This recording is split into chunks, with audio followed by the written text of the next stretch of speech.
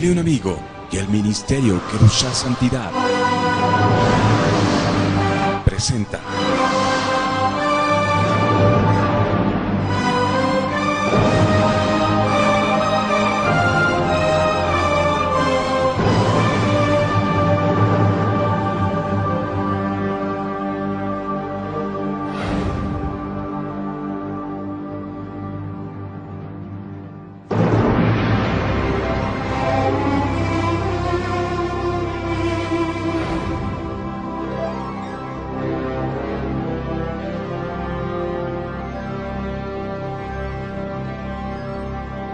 Misterios y Enigma. Evenu Shalom Aleichem, paz para todos ustedes. Bienvenidos a este su programa Misterios y Enigmas, donde estamos desentrañando las grandes verdades de la Biblia, la palabra de Dios. En esta oportunidad quiero darle la más cordial bienvenida a mi amigo y hermano, Yatensi Bonilla. Yatensi, ¿qué tal? ¿Cómo estás? Buenas noches. No, muy bien, y gracias por esta invitación. Estoy muy disfrutando estos programas sobre misterios y enigmas de la Biblia. Y ya hablamos el programa pasado sobre cómo se formó qué lengua se usaron para el Antiguo Testamento, y ya Arturo va a anunciar qué vamos a tratar en este programa número 2. Fantástico tema el que estamos desarrollando. Yo quiero agradecer a todos nuestros amigos y hermanos que no solamente acá en el Ecuador, sino en el mundo entero se están comunicando con nosotros vía correo electrónico y también llamadas telefónicas. De verdad que estamos muy agradecidos al Eterno por la oportunidad que nos da para predicar el mensaje de la palabra de Dios desde Ecuador a todo el mundo. Pastor Arturo Norero, ¿qué tal? ¿Cómo va, Che? Excelente en este año, gracias al Señor, todo espectacular esta semana. Espero que también ustedes hayan tenido una semana como solamente Dios la sabe hacer, bendecidas también a ustedes, mis amados hermanos, las más ricas bendiciones en conocimiento y en sabiduría para el Señor nuestro Dios. Y yo creo que ya Pris está lista para el inicio de este programa, David. Perfecto, vámonos con Priscila. Gracias, compañeros, y nosotros continuamos con su programa Misterios y Enigmas de la Biblia. La lengua es la expresión mental que cada cultura tiene. Por eso, las lenguas bíblicas no son la excepción. El hombre, por la necesidad imperiosa de comunicarse, inventó el lenguaje. Las culturas antiguas eran culturas naturalistas, por lo que ellos expresaban lo que ellos eran. Los textos más antiguos de la Biblia fueron escritos en cananeo, pero este estilo se perdió con el tiempo. Debido a esto, las ciencias bíblicas nos enseñan a revisar el concepto de inspiración. Como advertimos, la evolución de las lenguas obligatoriamente nos hace pensar que se trata de una inspiración verbal, en forma de dictado, sino el fruto de un largo proceso donde el Espíritu Santo inspiró a los agiógrafos, los copistas y a quienes se encargaban de traducir a otras lenguas. La Torá en el Antiguo Testamento tuvo 3 procesos de traducción: del cananeo al hebreo arameo, del hebreo arameo al arameo, del hebreo arameo al griego.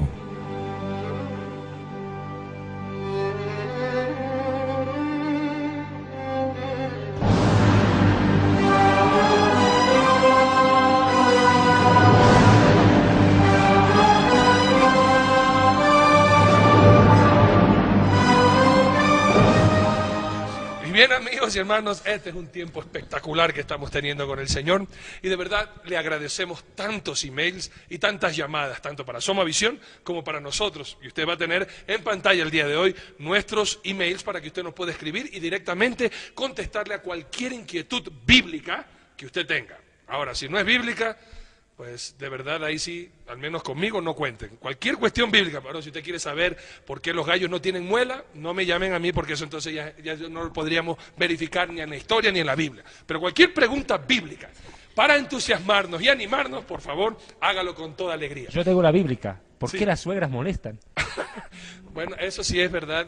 Por eso es que siempre se enferman, para que el Señor les haga el milagro, como hizo con Pedro, y sanó a su suegra para que las ponga a servir. Así que las suegras también son unas bendiciones. Y creemos este año proféticamente, Yatensi, ¿qué te parece? Si clamamos a Dios para que mi compadre ya se haga ecuatoriano a través de una ecuatoriana. Oh, no, ese yo creo que es uno de los enigmas.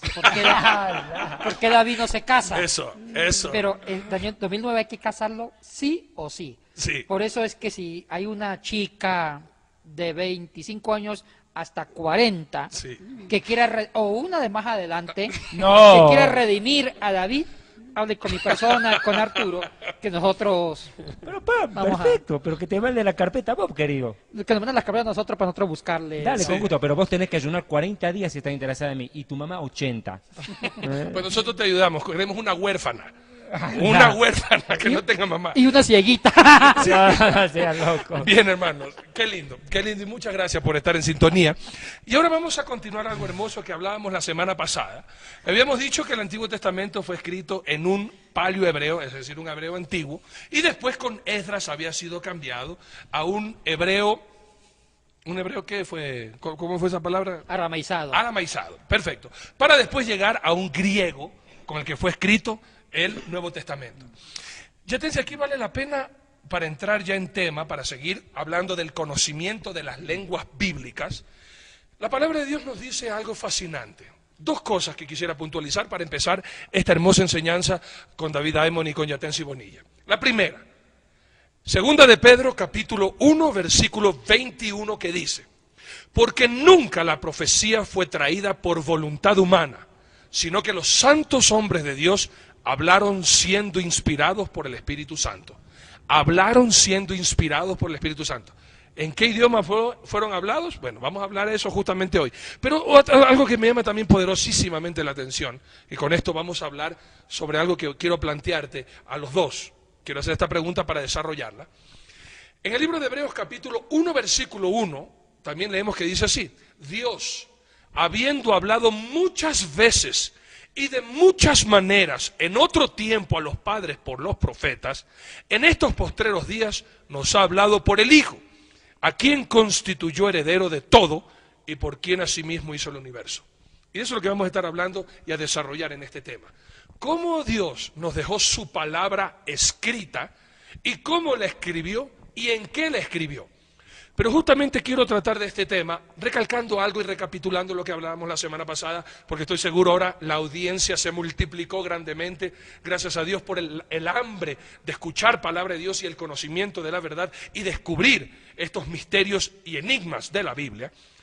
En el libro de Deuteronomio capítulo 7 versículo 1, que es donde yo quisiera llegar para retomar desde ahí, Yatensi, y también David, si nos das estas explicaciones de estas 7 naciones que el Señor saca, destruye, rechaza.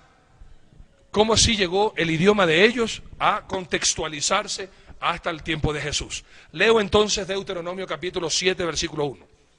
Moisés, acuérdense que Deuteronomio se resume en los 3 últimos sermones de Moisés antes de morir y dejarle la batuta a Josué para que pueda llevar a todo el pueblo e introducirlo en la tierra prometida.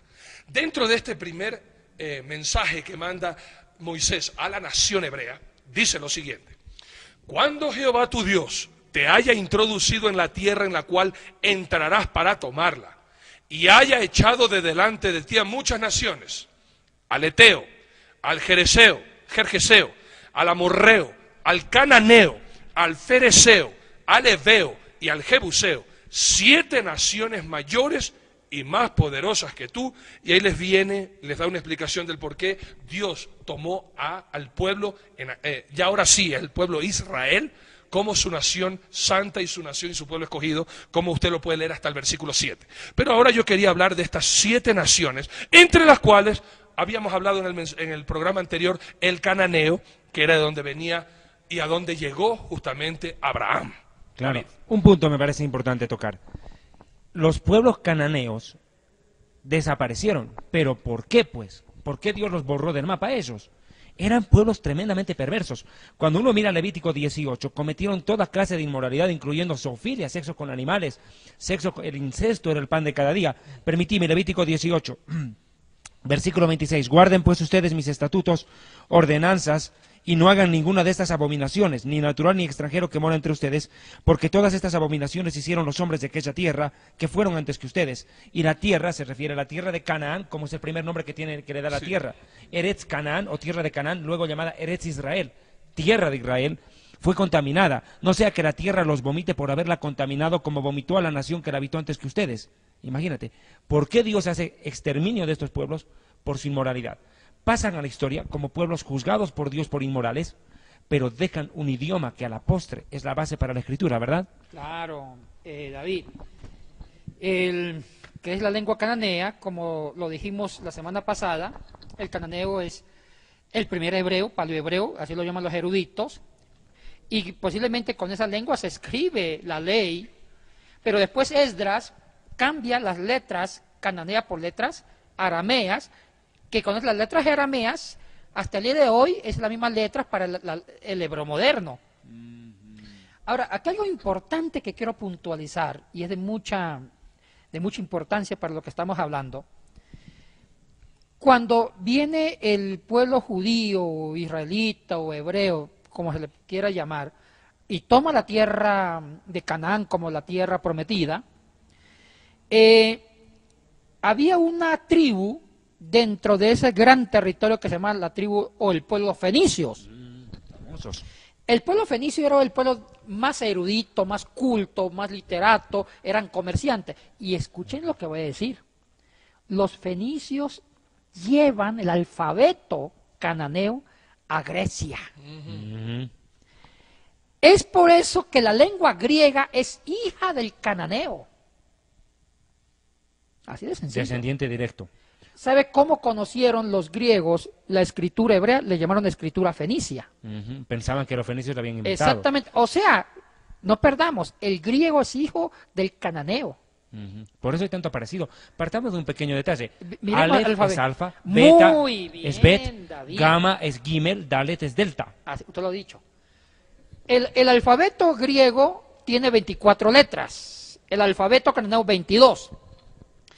Pero mire qué hacen los griegos. Los griegos toman el alfabeto cananeo, que son 22 letras, la pulen las figuras y fundan el alfabeto griego. Empecemos tomando unos ejemplos. La primera letra del cananeo es Aleph. Los griegos toman la Aleph, que era la cabeza de un toro, pulen, paran y fundan el alfa mayúscula. No había minúsculas todavía en el griego tampoco. La segunda letra es Bet. Los griegos la llaman beta. La tercera letra del alfabeto cananeo es Gimel. Los griegos la llaman la gamma. Van puliendo. La otra letra, la Dalet, es la letra cananea. Los griegos la llaman la delta. Y así sucesivamente. Ahora, los trazos, la forma, los jeroglíficos, el dibujo de la letra griega es directamente del cananeo, ya no del arameo. O sea, que los cananeos fueron tan gigantes que no solamente inspiraron a los hebreos para que tomaran o hicieran la lengua hebrea, sino que también inspiraron a los griegos que funden la lengua griega en base al seno del cananeo. Increíble que el cananeo inspiró el hebreo de los judíos y también inspiraron la lengua griega de los griegos. De los cananeos. De los cananeos. Sale todo eso. Una preguntita que viene ahorita a mi mente. Dos preguntas más bien. Ya para este entonces que tú estás hablando del griego este que va a llegar, ¿dónde se escribían ahora las escrituras? ¿Dónde se hacían? ¿Seguían en piedra o ya salió la hoja de papel que tenemos nosotros? Y la otra cuestión, a través de tantas traducciones, Yatensi, mucho de lo que la gente dice, yo no leo la Biblia porque está llena de contradicciones. Lo escribieron hombres, te dice. Y lo escribieron los hombres, y cómo yo no sé que en tantas traducciones todavía permanece y todavía queda, la palabra voy a utilizar la que tú siempre usas, la exquisitez de los textos originales. Esa segunda pregunta la voy a dejar más adelante porque es muy vital. Y quedo con la primera pregunta que usted dice, ¿qué material se usaba? Muy bien.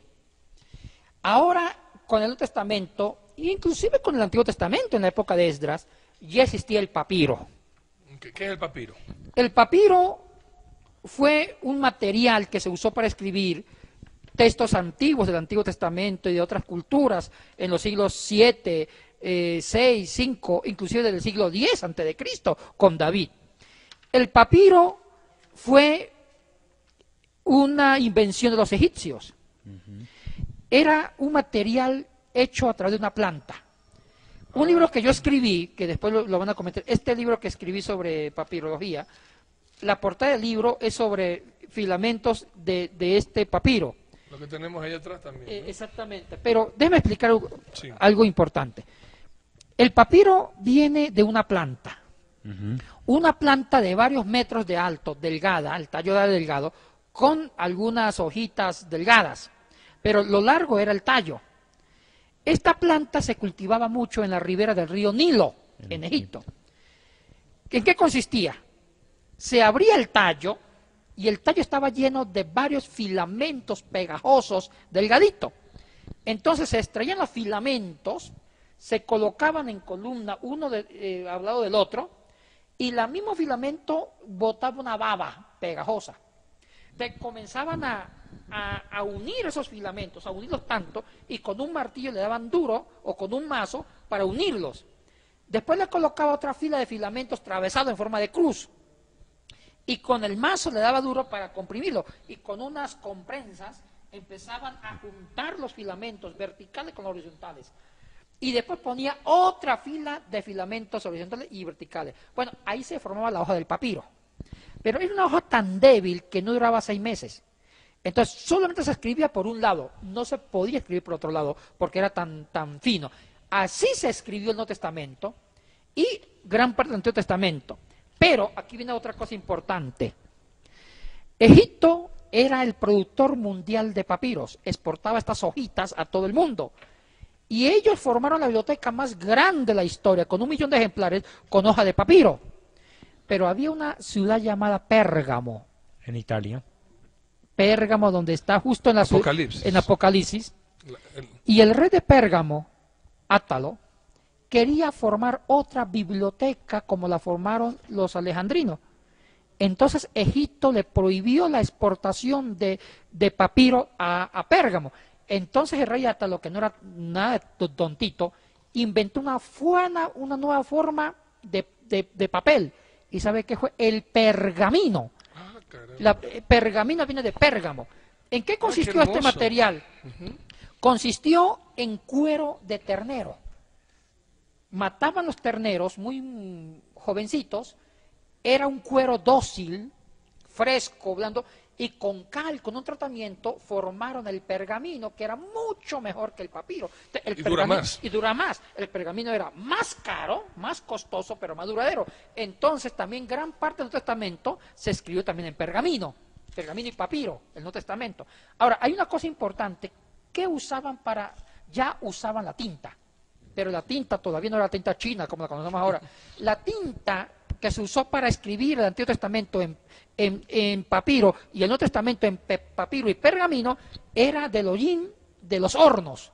Cuando se calentaba un horno, el horno dejaba cierto hollín y ese cenicita, ese polvito, lo mezclaban con agua y lo ponían en un cálamus. ¿Qué era un cálamus? Era un trozo, un tronco, como esfero, que le hacían hendidura. Le metían el hollín con agua arriba del cálamus y cuando se escribía iba botando esa tinta que servía para dejar dibujada la letra. ¿Eso lo usaban también para los ojos las mujeres? Bueno, ahí sí no tengo un buen conocimiento. Lo que sé que se usaba era más para el tema de la escritura. Ahora, ¿con qué se borraba? Yo quiero tomarme un cachito de esto, ¿eh? Cachito en mi país es momentito. Permíteme, por favor. Perdón. Este texto es fantástico, del doctor Yatensi Bonilla, descubriendo el misterio del texto bíblico, y acá está la explicación en detalle de lo que Yatensi está hablando. En la página 61 del libro está explicando perfectamente cómo era un pergamino y todo ello, cómo se formó el texto bíblico. O sea que si usted desea esta explicación escrita, este material es fantástico. Hay que adquirirlo. Pero hay algo que me parece formidable. Oye, hagamos un paréntesis. Judío que no vende no es judío, tú dices. Claro, que ayudar también a otro. ¿Dónde vendes esto? ¿Dónde puedo conseguir Bueno, esto? el problema es que ya se agotó la edición. Pero se la saca nueva. Con motivación y desarrollo y Semisud vamos a sacar una segunda edición mucho más revisado, que ya estamos informando mucho más corregido y más bonito. Corregido Bien. y aumentado. Permitime algo aquí, a esto, me parece profundizar. Tomo el texto de Yatensi, que se utilizaba para borrar rasorum novacula. Ese era para borrar, porque ¿qué tal si había un error en la transcripción? ¿Con qué se borraba? O sea, no es que era una tinta indeleble que no se podía borrar. Hay algo que me permitís, por favor, mencionar. Yatensi toca una puntualización importante. Antes del pergamino quiero volver al papiro. Las traducciones, eso lo vamos a ver en los siguientes programas, varían, ¿no es cierto? Voy a tomar una versión judía, una versión hebrea de la Torá, y quiero ver, por favor, un versículo que me parece interesante. Permíteme, aquí está, el verso 3 de Éxodo 2, versión judía, es un poco diferente a la Reina Valera. Cuando Moisés es lanzado en una canasta sobre el río Nilo para protegerlo de la muerte, dice que no pudiendo ocultarlo por más tiempo a Moisés, tomó una cesta de caña de papiro y la calafateó con alquitrán y brea y la colocó en ella al niño, a Moisés, y lo puso entre las cañas a la orilla del río. Vea, o sea, ahí el versículo bíblico hebreo demuestra que el papiro era de origen egipcio. Claro, fantástico el versículo. Claro, la Reina Valera no lo menciona así. Se llama arquilla de juncos nomás, dice. Pero, arquilla de juncos, pero acá se refiere a papiro en el texto original. Perdón. Sí, esos son los materiales que se usaron para parte del Antiguo Testamento y también Nuevo Testamento, que fue el Nuevo Testamento, el pergamino, que fue mucho más, más aventajado, duraba más fino, más caro, y el papiro y pergamino. ¿Qué era el palimpesto? Esto ¿Qué es fue una... lo que preguntaste? No entendí yo. Porque le mandaste a toda la gente, los perdiste. ¿Cuál fue? ¿Cuál fue la pregunta? ¿Qué es el qué? El palincesto. El palincesto. El palincesto viene de dos palabras griegas que significa palin de nuevo, es esto colocar. O sea, el palincesto es una escritura que, pongamos, yo tenía una escritura, un pergamino, borraba ese escrito, el pergamino, para escribir otro texto. O sea, era una escritura que reemplazaba una escritura ya antes. Ya. Ese es el palincesto. Ahora, permíteme precisar algo importante. La lengua que se usó para escribir el Nuevo Testamento se llama el griego. El griego, como dije antes, es hijo del cananeo, porque viene del cananeo. Fue formado con el alfabeto cananeo, el mismo alfabeto que se usó para formar el paleohebreo y formar la lengua hebrea. Ahora, siempre nos han dicho, y aquí voy a discrepar con mucho respeto, con muchos eruditos, que el Nuevo Testamento fue escrito en griego koiné. Cuidado, no existía un solo griego, existían varios griegos. ¿Por qué? Porque antiguamente, como la lengua hebrea y la lengua griega, o las lenguas antiguas, no existían instituciones como las hay hoy o ahora, la Real Academia de la Lengua. Antiguamente no había una institución que regulara la gramática, la sintaxis, la semántica de cada lengua. No había la Real Academia de la Lengua griega. Entonces, ¿esto qué significa? Esto significa que las lenguas se hablaban a través de dialectos. ¿Qué era un dialecto? Un dialecto era una forma de que una lengua antigua se hablaba en cierta región, en cierta cultura. Es por eso que las lenguas antiguas, incluyendo el hebreo, tenían dialectos. La lengua griega tenía ciertos dialectos. En cambio, las lenguas modernas no tienen dialectos, porque la lengua moderna existe la Real Academia de la Lengua Inglesa o Lengua Española que regula la sintaxis, la gramática, y no permite que existan dialectos. Entonces, lo que quiero decir que el koiné no es un dialecto. El koiné significa, koinonía, significa común popular. Lo que quiere decir lenguaje del burgo. El lenguaje del burgo, lo que quiere decir que el Nuevo Testamento fue escrito en dialectos comunes y populares. El Nuevo Testamento griego fue escrito en 3 dialectos. El ático, para el tema de Lucas, tema de Juan, el jónico, para Pedro, para Marcos, y el tolomaico para la carta a los romanos. El dialecto bático fue el dialecto griego de los literatos. El dialecto rico, clásico, el dialecto fino, bien tejido, el dialecto que usó Aristóteles para escribir la metafísica, escribir la ética Nicómaco, el dialecto que usó Platón para escribir la República.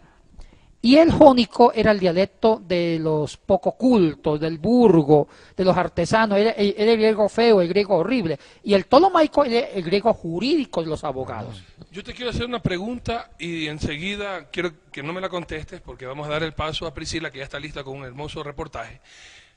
¿Por qué si Jesucristo hablaba arameo? ¿No, verdad? Sí. Y sus discípulos hablaban arameo. Sí. Ellos se comunicaban a través del arameo. ¿Cómo así fueron escritos entonces en griego? Si ellos hablaban arameo, ¿por qué escribieron en griego? Piensen en esa respuesta y nosotros nos vamos a un pequeño reportaje con la Priscila. Priscila, dale.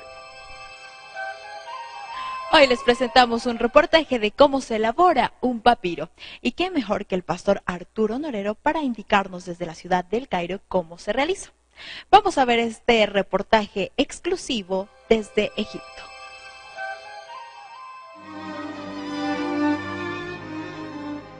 Estamos justamente con el propietario de la Casa de los Papiros, un lugar muy famoso aquí en Egipto, a quien queremos agradecer justamente por habernos recibido con ese corazón tan generoso que tienen todos los egipcios para todos los extranjeros. ¿Cuál es el nombre y qué tiempo tiene ya en este trabajo? Él se llama el señor Gamal. Él es el jefe de esta galería y esta tienda abre desde las 10 por la mañana hasta las 6 por la tarde. Okay. Y además de estos papiros, ¿cuánto tiempo ya lleva haciendo este negocio? ¿Cuánto tiempo lleva el negocio? Casi 8 horas por día. ¿Ya? ¿Y desde cuándo está abierto? ¿15 años, 20 años? No, muchos, desde muchísimos años, porque porque esta tienda se basa en el turismo y el turismo es el elemento principal de Egipto. Y desde hacía mucho tiempo venían muchos españoles especialmente para visitar los lugares y especialmente este lugar. ¿Cuál es la diferencia entre el original y una copia? Este dura para mucho tiempo y vive para siempre. Y también aquí tenemos una cosa de garantía como un certificado que certifica que este papiro es auténtico y vive para siempre. Pero los otros ya se rompen con mucha facilidad y no viven. Y también en cuanto al fondo, este fondo está hecho de una manera especial con pintores como acuarela. Pero los otros como una estampa, como estampado o como cola y como hace algo así. Y por esto no viven. Eso está muy claro en el dibujo.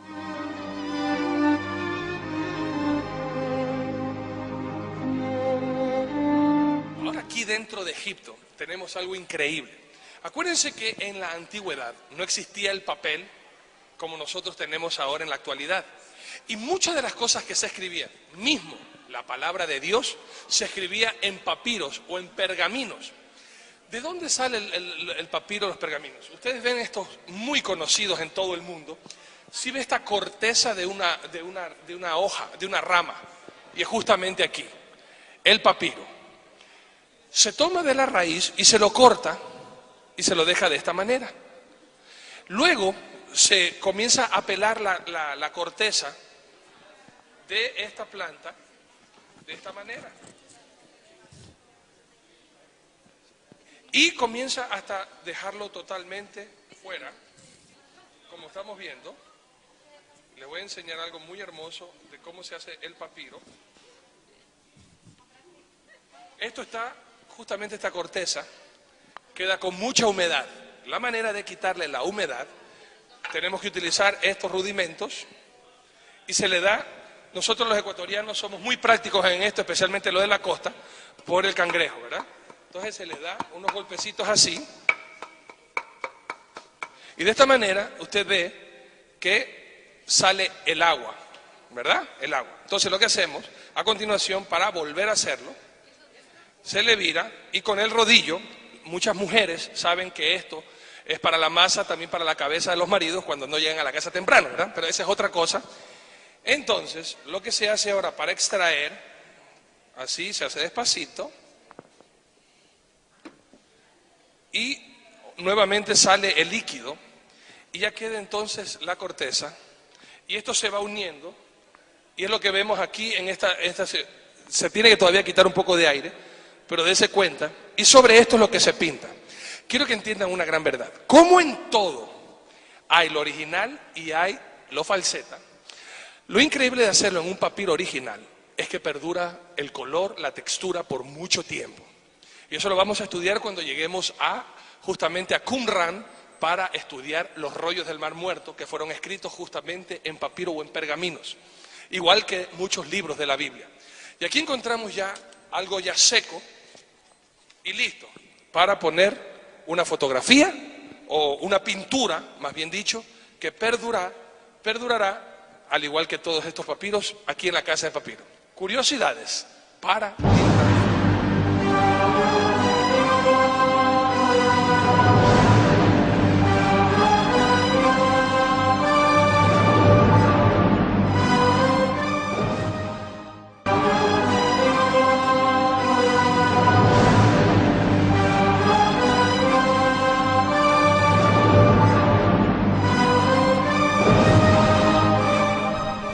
amigos y hermanos, qué gusto que sigan en sintonía y gracias por sus llamadas, sus inquietudes, sus motivaciones a seguir adelante. Y también queremos motivarle a usted, por favor, llame a sus amigos, llame a sus familiares, digan que sintonicen este programa y recuerden que estamos al mundo a través de www.dileunamigo.org. Antes de esta, y Priscila, te mandaste excelente reportaje, te hice una pregunta, Yatensi. Si Jesucristo hablaba arameo, si sus discípulos hablaban arameo, ¿cómo así entonces fue escrito en griego? Y hay dos versículos bíblicos que me llaman poderosamente la atención y de pronto tú me puedes enseñar, porque yo he escuchado a mucha gente, especialmente hay una secta, que son de los judíos falsamente llamados judíos mesiánicos. No son judíos. Falsamente llamados, por eso digo, falsamente, que hablan en el hebreo, que Jesucristo habla en hebreo y todo lo demás. Pero hay algo que me llama a mí poderosamente la atención y quisiera retarte a esta pregunta. Juan capítulo 7, versículo 33 al 35, para entender el 35, que es donde quiero hacer énfasis. 33 al 35, Juan 7. Entonces Jesús dijo, todavía un poco de tiempo estaré con vosotros e iré al que me envió. Me buscaréis y no me hallaréis, y a donde yo estaré, vosotros no podéis venir. Entonces los judíos dijeron entre sí, ¿a dónde será este? ¿A dónde se irá este? Que no le hallemos. ¿Se irá a los dispersos entre los griegos y enseñará a los griegos? Y también en Juan 12:20, la palabra de Dios me dice esto, que esto aquí de verdad me rajó el cerebro. 12:20, dice así, había ciertos griegos entre los que habían subido a adorar en la fiesta. Estos pues se acercaron a Felipe, que era de Betsaida de Galilea, y le rogaron diciendo, Señor, quisiéramos ver a Jesús. Y de ahí Jesús habla con ellos. La pregunta es, ¿o Jesucristo hablaba otros idiomas a más de lo que él hablaba? ¿O los griegos que fueron a hablar con Jesucristo hablaban el idioma de Jesús? ¿En qué idioma predicaba Jesucristo? ¿Y por qué, si no era griego, los evangelios fueron escritos en griego? La pregunta es y algunos del Nuevo Testamento. La pregunta es, ¿en qué idiomas predicó Yeshua? Es verdad. Yo como le digo a mis alumnos cuando estoy dando clase, digo, muy buena pregunta, mijito. ¡Viva Colombia! Ahora, hagamos un recorrido histórico, siglo IV a.C., desde el exilio. Okay. ¿Cuándo se perdió el uso del hebreo, que es hijo del cananeo? Muy buena pregunta. Cuando Babilonia conquista el reino del sur, porque ya el reino del norte ya había sido conquistado antes. Te paro un ratito, estás yendo muy rápido. Reino del norte, reino del sur, ¿de qué estás hablando? Gente que, yo sé que tienes que retroceder hasta David, Salomón, Jeroboam y justamente con Josías, pero necesitamos ubicarnos en el contexto porque la gente ahorita los perdiste. Lo que pasa es que cuando David gobernó las 12 tribus, Ya. las tribus del norte y las tribus del sur. Entonces Israel se dividió, 2 tribus del sur y 10 del norte. Ahora, En la época de Salomón. en la época Cuando de se muere. Salomón. Cuando muere Shlomo, Salomón. Entonces, Roboam, hijo de cuando muere David, sucede el trono Salomón y Salomón sigue gobernando las 12 tribus, pero el hijo de Salomón, Roboam. Roboam, hizo caso a los consejos de los jóvenes y empezó a cargarle el impuesto a lo del tribu del norte. Entonces se divide. Con Jeroboam. Roboam sigue el norte y la descendencia de David, Salomón, Roboam sigue la tribu del sur, que estaba Judá. Una de ellas era Judá. Y hay 2 pueblos, siguen 2 historias diferentes. La historia de Israel del norte, la historia de Israel del sur. Disculpe que diga esto así. Bien dicho. Entonces, el norte no tenía una sucesión por sangre. El que era rey del norte era por cuestiones políticas. En cambio, las tribus del sur, una de ellas Judá, sigue la sucesión de la descendencia de David. Perfecto. Eso le dio más estabilidad política al reino del sur. El reino del norte cayó rápido. A manos de Asiria. Exactamente, a Sí, manos de de Asiria. En el año 721 o 726, Samaria, que era el centro, es destronado en el 726. Pero el sur aguantó hasta el 586. Recién en el 586 antes de Cristo son tomados por los babilónicos. Así Y aquí viene, me conecto de una vez. Babilonia, que conquista a Jerusalén y a las tribus del sur, Babilonia sabía hablar arameo. Era la lengua de los babilónicos, el arameo. El rey Nabucodonosor. Expliquemos y la destrucción del segundo templo del primer templo de Jerusalén. Exactamente. Ellos toman a Jerusalén se llevan deportados a Babilonia e imponen el arameo desde el 586 en los que quedaron en cautivos en su propia tierra. Es que no quiero decir en la tierra de Palestina para... Hablemos de la tierra de Israel. De Israel, de la tierra de Israel, para no provocar... Eretz Israel. Porque ahorita va a invitar un caldito de costilla y quiero que invite, y no quiero que me prive el caldito. Sí. Entonces, le imponen el arameo y empiezan a hablar arameo a partir del siglo V antes de Cristo. Y el hebreo desaparece poco a poco. Y el arameo se impone hasta la época de Jesucristo. O sea que lo que hablaban era el arameo. Y el hebreo se fue desusando, no se usaba, fue desapareciendo. Y cuando aparece Jesucristo, le tocó aprender arameo. El arameo se convirtió en la lengua nativa, la lengua madre de los judíos de Israel. Entonces llega otro imperio, 333, Grecia. Como siempre, conquistan, imponen el griego. Pero fue tan difícil desarraigar el arameo. El arameo siempre fue la primera lengua y ahora hablaban una segunda lengua que era la lengua internacional, el griego. En conclusión, Jesucristo hablaba su lengua materna, era el arameo galilaico, y había una segunda lengua, el griego, de corte más jónico. Ahora, aquí una pregunta que usted la hemos discutido con David. La Biblia del Antiguo Testamento, ¿en qué estaba escrito? En hebreo. Ahora, como ya no se leía en hebreo, ¿ahora qué hacen los judíos? Claro. Los rabinos, los escribas, los doctores de los siglos 4, 3, 2, 1 antes de Cristo y siglo 1 y 2 después de Cristo, les toca traducir. Los jajamim, jajamim en hebreo sabio, traducen los abuelos padres al Targum arameo. Exactamente. Los Targumim. Nacen un nuevo texto del Antiguo Testamento, que es la traducción del hebreo, que ya no se usaba ni se entendía, al arameo. Esa traducción del hebreo al arameo se llama los Targumim, que es plural, o Targum, que es singular. Y es por eso que la versión del Antiguo Testamento, los tiempos de Cristo, estaba en arameo, que eran los Targumim. El texto hebreo ya había desaparecido. Y también traducen al griego, que ya comentamos en el programa anterior. En el año 250 traducen del hebreo al griego, que se llama la traducción de los 70. Yo tengo una pregunta. Al hablar, es cierto de que uno no estaba en aquella época, tendríamos que viajar al tiempo, pero ¿cuánta diferencia había en la pronunciación entre el hebreo y el arameo? Yo me imagino que era como el portugués y el español, que no eran tan discordantes, tan diferentes. Eso quiero que usted hizo una comparación que es muy legítima. El hebreo y el arameo eran lenguas muy afines. El que sabía hebreo podía entender el arameo y el que sabía el arameo entendía el hebreo. Qué bueno. Porque el hebreo y el arameo se usaban las mismas letras. Porque el hebreo aramizado, el hebreo usaba letras del arameo y el arameo ya es propiamente el arameo. Es como el portugués y el español. El que sabe español puede entender una persona que habla en portugués. Y el que sabe portugués entiende el que habla en castellano. Pero aquí todavía es mucho más similar. Por lo menos un ejemplo, para decir camello, en arameo se decía gamal, en hebreo gimel, claro. Puerta, dalet, en hebreo delet, en el arameo. O sea, eran cambios muy minúsculos. Era casi lenguas muy hermanas. En cambio, el griego es otra historia. Ahora, el griego del Nuevo Testamento, que es hijo del cananeo, el griego, igual que las otras lenguas semíticas, como el hebreo y el arameo, tenía algo en común. No había letras minúsculas. Eran puras letras unciales mayúsculas.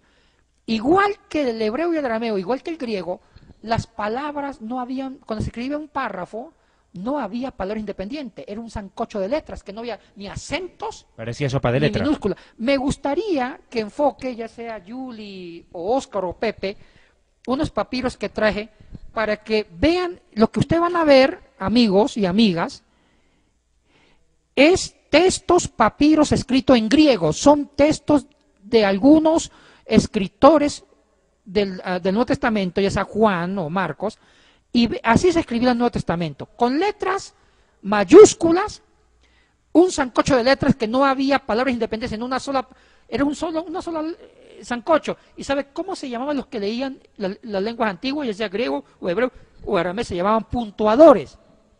El puntuador estaba con un punzón largo, metálico, y iba leyendo el griego, el hebreo, y cuando creía que terminaba la palabra le colocaba un puntito, chuzaba. ¿Por qué? Porque no habían palabras separadas. Eran un sancocho de letras donde usted tenía que saber cuándo termina una palabra y cuándo comienza la otra. Qué difícil. Y todo ven ahí. Más o Una menos sopa de letras. como nuestro correo electrónico dile a un amigo todo junto, que no es como se escribe dile a un Exactamente. amigo, sino que todo junto, y así se escribía Así era. toda la Biblia, pero sin vocales. Sin Y ya va- Bueno, el griego, uno de los aportes del griego fue que ellos inventaron las vocales. Eso vamos a hablar enseguida. Una preguntita que estoy seguro que mucha gente que está oyendo, no escuchando, oyendo y escuchando, más bien poniendo atención. Tú dijiste que el hebreo desapareció y lo que hablan ahora mismo en Israel, ¿qué es? Es Hebreo moderno. es un hebreo moderno con otra gramática. Mire, el hebreo bíblico no tenía preposiciones, no tenía artículos, no tenía conjunciones, no tenía eso. ¿Por qué? Porque el hebreo bíblico, una letra pegada como prefijo sufijo hacía de artículo. Pongo un ejemplo. Hablemos por lo menos de la palabra bajur, que es muchacho. Usted quiere decir el muchacho, la muchacha, le colocaba como prefijo la letra ei. Con una, Jabajur. sí, entonces se lee Jabajur es el muchacho. O si quiere decir la muchacha, Jabajurat, pero sigue siendo el mismo ja. Pero esa letra ahí está pegada, no es palabra independiente. O si quiere decir los muchachos, Jabajurín. El ja se mantiene como firme. En cambio, ya en el griego, como en el español actual, si usted quiere decir el muchacho, dice él. Si quiere decir la muchacha, la. O los, pero el ja, Jabajur, el muchacho, Jabajurá, la muchacha, Jabajurín, los muchachos, se mantiene el ja.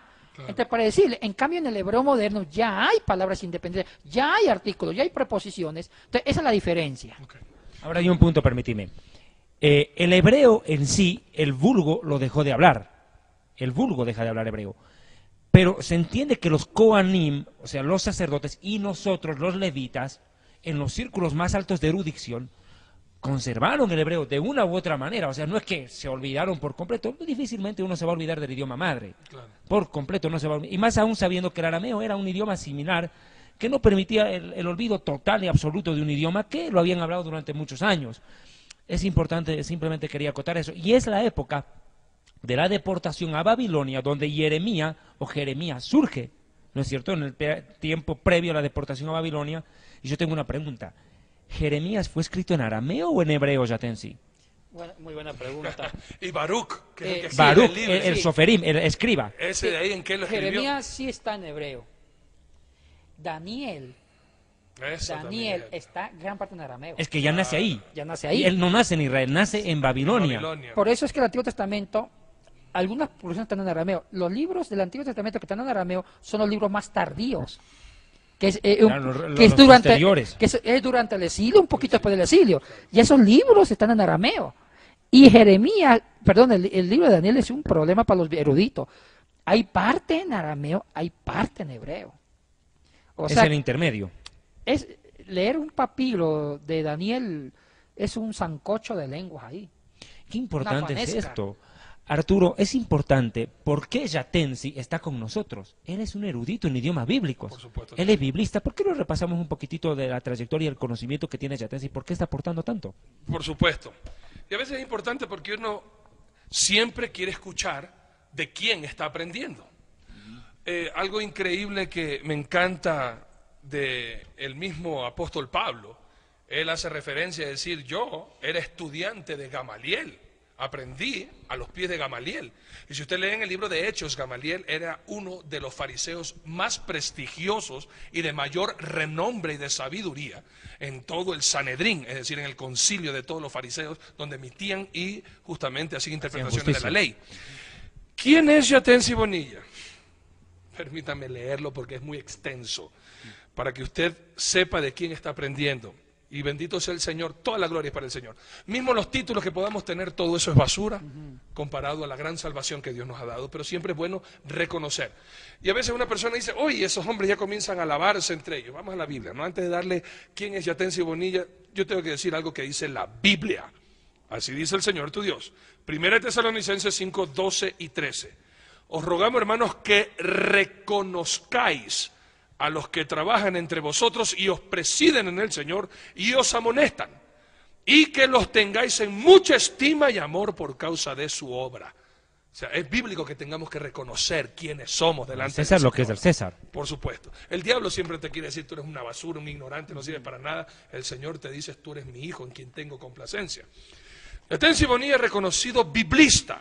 Ha realizado sus estudios en diversas instituciones teológicas, como el Seminario Mayor de San José en Bogotá, Universidad Javeriana de Colombia y Pontificia Universidad Católica del Ecuador, obteniendo grados de licenciatura en Filosofía, maestría en Biblia, egresado del doctorado en Ciencias Bíblicas, especializándose en idiomas bíblicos, hebreo, arameo, griego y latín, licenciado en Ciencias Religiosas por la Universidad Autónoma de Quito y doctor en Teología por la Visión International University, catedrático del Seminario Sudamericano y otros seminarios teológicos dentro y fuera del país, sin mencionar estudios bíblicos con rabinos y también jesuitas en Roma. Aclarando que él fue sacerdote católico. Así es. Ya con eso, y judío, es decir, jesuitas, que son los más estudiosos, historiadores profundos en investigaciones bíblicas. Ese es nada más y nada menos que este amigo que saliendo de aquí nos va a invitar a un sancocho, David. Buen almuerzo. Entonces, volviendo nuevamente a estos textos, ¿por qué entonces fue escrito en griego si Jesucristo hablaba en arameo, o Jesucristo, ahora que bien aprendemos, hablaba arameo y griego, pero no hebreo? Exacto. Aquí hay algo muy importante y muy bonito. Este es un trabajo de los eruditos que se rascan se las vestiduras. Jesucristo, mucho de sus logias, de sus dichos, de sus predicaciones, de sus sermones, lo dijo en arameo. Un ejemplo, el Padre Nuestro. Las bienaventuranzas. Y el Padre Nuestro también fue, Jesucristo no inventó la agua tibia, sino que tomó antiguas oraciones judías, como el Cádiz. El Cádiz, son los 7 pasos del Cádiz. Que el que se lee el Cádiz sabe que es muy parecido al Padre Nuestro. Quiero explicar qué significa Cádiz. Es la oración más importante del judaísmo, claro, con la midá. Es la santificación, quiere decir Cádiz. De ahí viene el ministerio nuestro, Kedushá, que es santidad. El Cádiz y el Padre Nuestro tienen los 7 pasos del Cádiz. Exacto, muy de acuerdo con él. Era un rabino. Entonces Jesús compuso esta oración del Padre Nuestro tomando una oración judía, el Cádiz, que ya existía. Pero le hace sus adaptaciones, lógico que sí. Ahora, Jesús lo dijo y oró en arameo galilaico. La bienaventuranza lo dijo en arameo galilaico. Ahora, lastimosamente, no digamos lastimosamente, sus discípulos, los que compusieron los evangelios, como Mateo, Juan, Marcos y Lucas, escriben los evangelios en griego. Ellos traducen los dichos de Jesús o algunas predicaciones de Jesús que la dijo en arameo, como la bienaventuranza y el Padre Nuestro lo dijo en arameo, lo traducen al griego. Y aquí viene la pregunta picarona de los eruditos, de los papirólogos. Dicen, cuando sus discípulos traducen ciertas predicaciones de Jesucristo del arameo al griego, ¿cambiaron algo? Y yo tengo otra pregunta antes de ir al corte, amigos televidentes. Enseguida nos vamos a un corte, pero yo tengo otra pregunta más. ¿Será que Yeshua, Jesús, escribió algo de puño y letra y existe algo registrado de su propia mano? No se pierda la próxima escena. Laberinto de pasiones continuará. Qué bárbaro. Las lenguas como el cananeo y arameo no tenían vocales, es decir, eran lenguas de flexión. Carecían de preposiciones, adverbios y artículos. Para reemplazar, se utilizaban letras como sufijos, infijos y prefijos.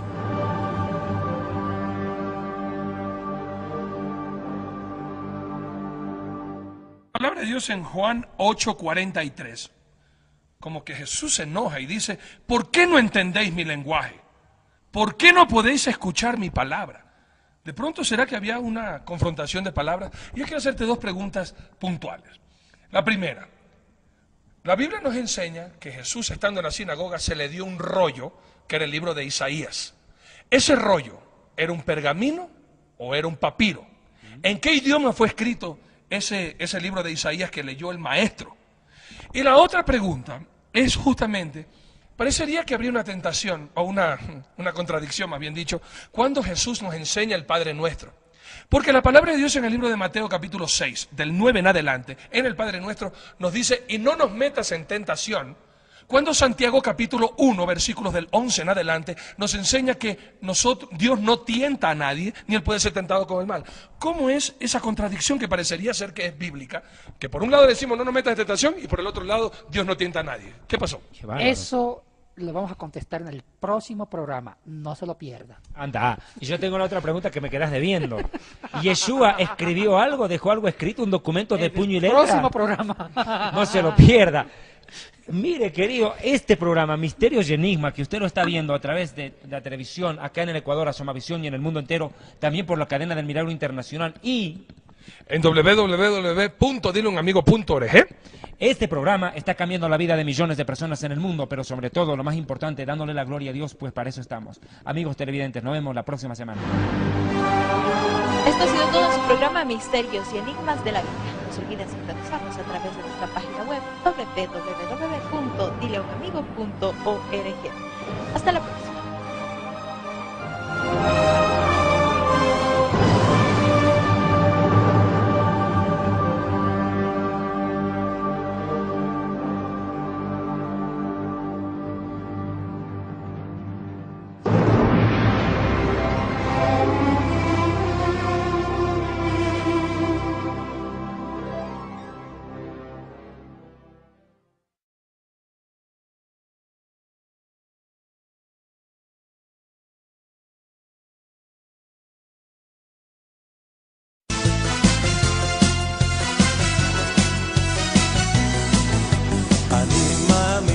אני מאמין באמונה שלמה בביאת המשיח.